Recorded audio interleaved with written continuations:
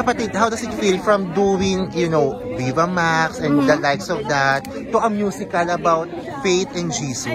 It was very challenging. Definitely not the kind of material that I thought I would ever get to do.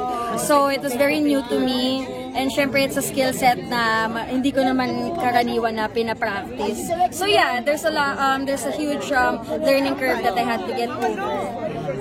Pero ang ganda nito, kapatid, kasi ang galing mo kumanta. Oh, thank you! Yung pinilising pala, nagulat kami. How does it feel na you were able to showcase naman different sides, talent? I'm so thankful, so grateful na binigyan nila ako ng tiwala that they saw the potential, even though I don't have any previous work where I sing. And made me feel really proud of myself and made me feel that it made me realize how versatile I am. So I hope to get more opportunities like this in the future. Yun nga, tuloy-tuloy na ba to if ever may mga musical play naman? I'd love that. I really love that. I feel like my personal skill set, baka hindi pa ready for theater because that's super difficult. Pero more musical films, more singing events, I'd love that. That's good. Open kayo magkaroon ng recording. I'd love that too.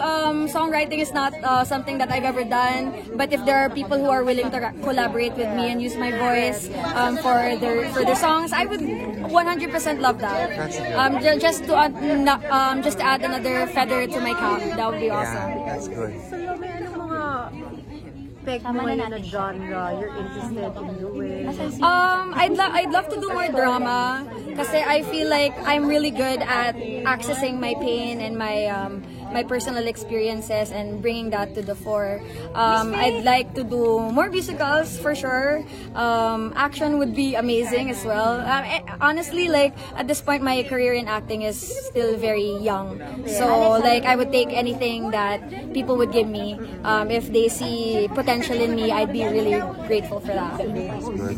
Thank you. Last na lang, swimming ka ngayon, what's your secret? Oh my God. Ano siya? Medyo X-rated na sagot. Okay, alam na namin. Yun na lang. Alam na namin. Alam nyo na. Palalantang-lantang na ako.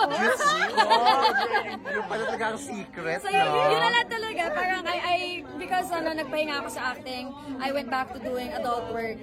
And that has been really like fulfilling me. It's something that I love. Something that I'm passionate about aside from the TV and film work that I do, aside from the mainstream acting that I get to do. Parang yun pa rin talaga yung mahal ko. So being able to have the time to get to do it again after a long time of hiatus has been really amazing for me.